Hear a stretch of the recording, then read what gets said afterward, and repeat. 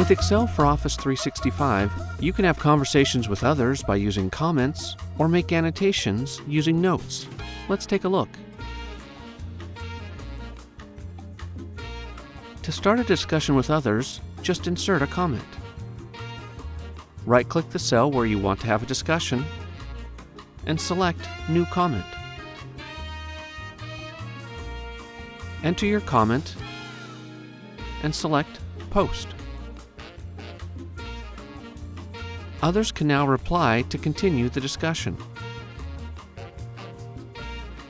To edit a comment, hover over the cell, the comment, and select Edit.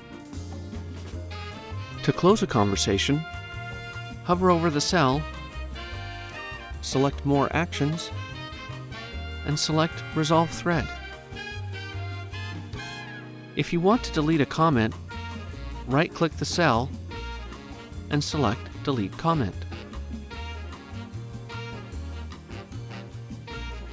Notes let you add annotations to cells. To add a note, right-click the cell and select New Note. Enter your note, then click outside the cell.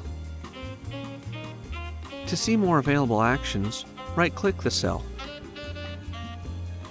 You can edit a note, delete it, and more.